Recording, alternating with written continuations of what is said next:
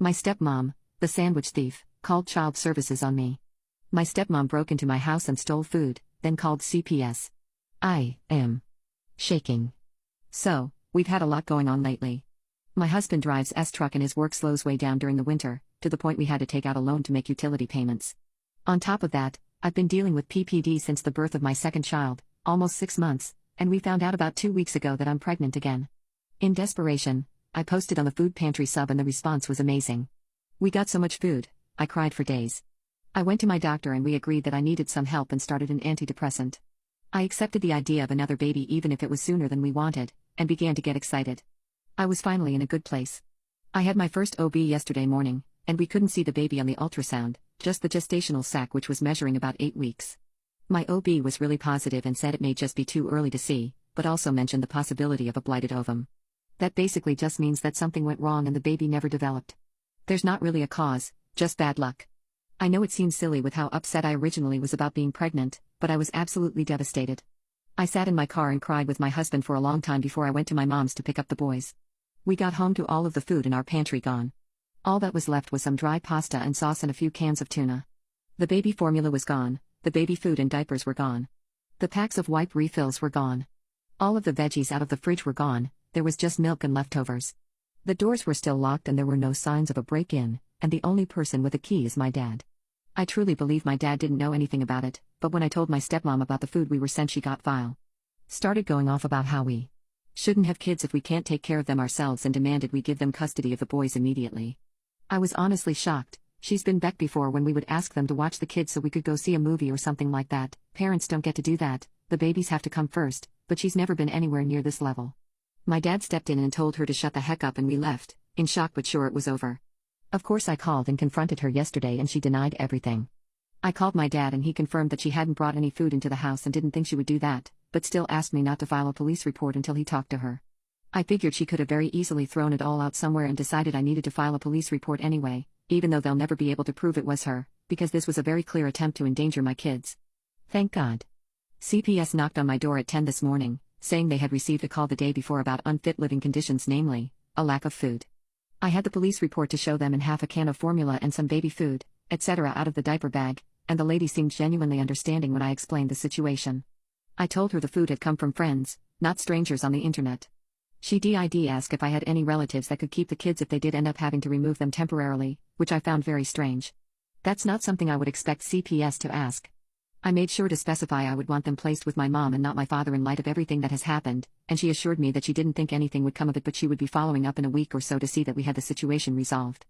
I am absolutely beside myself right now. I never had a good relationship with this woman growing up, but she always seemed to really have the best interests of the kids at heart. She absolutely dotes on them, and has previously been very helpful. They helped with daycare for my oldest while I still worked, even bought formula for him when he was just a baby and we were really struggling. I don't want to believe she would do something like this, but I honestly see no other explanation. We've changed the locks already, but I have no idea where to go from here. My oldest was supposed to stay with them this weekend, which clearly won't be happening, but he's 4 and he doesn't understand why. I could really use any advice you guys have for me. My stepmom, the sandwich thief, called child services on me. Sandwich thief struck again. So, my angel of a mother is just as broke as we are, but does have the benefit of a full pantry. She has been inviting us over for practically every meal the last couple days, and she only lives about 10 minutes away, so we've been taking her up on the offer a lot. This morning we were treated to a giant platter of homemade French toast that was heavenly. Hamburglar was blowing up my phone the 2 hours we were there, which is actually the first time she's attempted to make contact since I first confronted her about stealing our food. I refused to let her ruin my morning and put my phone on silent. We made our way back home about 10 a.m., fat and happy, to a screeching harpy on our porch. Hamburglar was on the porch with the original social services worker. I have no idea if this is a friend of hers, or just some poor woman who the bitch has sunk her claws into, but I do know that Hamburglar seems to have a direct line to her, instead of the CPS office, and apparently has enough pull to have her at my house 10 a.m. on a Saturday morning. I immediately sank down into the seat with a chorus of FFFFF, so my husband parked behind Hamburglar in our very narrow driveway, thank God, and went out to confront her. From the car I could hear her screeching about the locks being changed, which immediately told me she was trying to get into my house again. My husband said something I couldn't hear because he wasn't screaming like a lunatic. He later told me he said that we changed them so she couldn't steal anything else from our children, and she slapped him. Guys. My husband is a 6'2", 250-pound teddy bear. He has never in his life dreamed of laying a hand on another person. He doesn't even like to discipline the 4-year-old because the kid cries when you put him in timeout. I saw red. I got out of the car and immediately started across the yard, to be intercepted by the social services lady halfway across. I told her, rather rudely, I'll admit, that I had been informed she was no longer on my case and asked her what the hell she was doing on my property when no one was home. She then told me that the only reason no one was home was because we had fled after she was called. I told her no one had been there when we left for breakfast before 8 that morning, and the dumb bench laughed at me. Apparently, she got a call from Hamburglar around 9 saying I was punching my 4-year-old in the face, repeatedly to the point of bleeding, and we left after hearing her make the call so that we wouldn't be there when she arrived. DH heard her say this and started across the yard right about the time she was telling me I needed to get the kids out of the car so she could examine them. DH positioned himself between her and the car and told her under no circumstances were the kids leaving the car while they were on the property. Hamburglar notices that no one was paying attention to her and took the opportunity to sprint past us to the car where the kids were still sitting buckled into their seats. Impressive, really, since she must be at least 300 pounds when she realized the doors were locked. She began beating on the window right next to my 4-year-old's face with 2 closed fists, screeching, "Son, open the door. Open the door for me now." Now, he's still buckled into a 5 pints harness, and the doors are child locked. There's absolutely no way he's letting her into the car, but there's a very real possibility of her showering my toddler in glass. My husband, again, reacts quickly and pulls the crazy lady away from the car while I'm standing there in shock. DH tells the senile old bats they have to leave the property immediately, and the CPS lady pipes up that she isn't leaving until she can be sure that she isn't leaving 2 children in an abusive and vulnerable situation.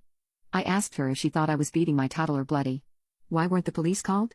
She told me that it was a CPS matter and not a police matter, and I laughed and told her I disagreed and I was calling the police and started walking down the driveway, towards the Hamburglar's car, to make the call. This prompted her to begin screaming, "Don't touch my car." Okay. So what's in her car? I peer in the window and see a forking Amazon box with our name and address. So now I get to tell the cops that not only is she trespassing, she's stealing our mail. We live less than 5 minutes from the police station, so as I'm making the call my husband decides she can't leave if she's blocked in and lets go of her.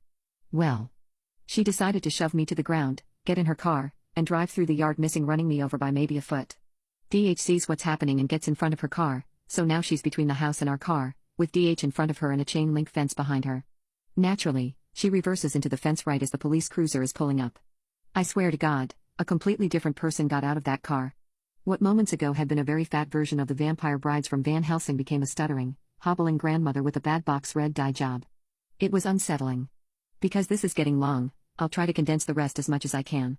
We were horrible abusive parents, but had threatened her and frightened her badly enough that she was trying to leave, but we wouldn't let her. Our package was only in her car because she was worried it was on the porch in such a bad neighborhood and wanted to keep it safe, but couldn't take it inside for us because we changed the locks. The CPS worker repeated the story she had told us to the cops, and said that she didn't leave when we told her because we refused to let her examine the children.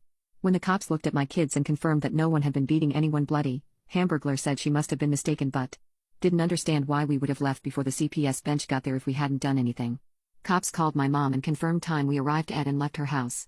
Cops made Hamburglar return the package, then refused to charge her for mail theft because the package was returned unopened. He did tell her that I had made it very clear she wasn't welcome here, and she would be arrested for trespassing if she returned. Hamburglar and co. left, and the cops asked us a few more uncomfortable questions about how our kids were treated.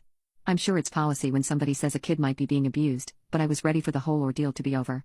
So, my mom will be staying at the house with me for the next few days to help me keep an eye out for packages and make sure I'm not here by myself if she comes back. I took the rest of the day to calm down and figure out how to move forward, since it was nearly 2 p.m. when the cops finally left. I'll be going up to the office first thing Monday morning to file a report against that CPS worker. And where's my dad in all of this? Radio silence. The package was a can of formula sent Saturday overnight delivery, so if that was someone here we received it, mostly, safely.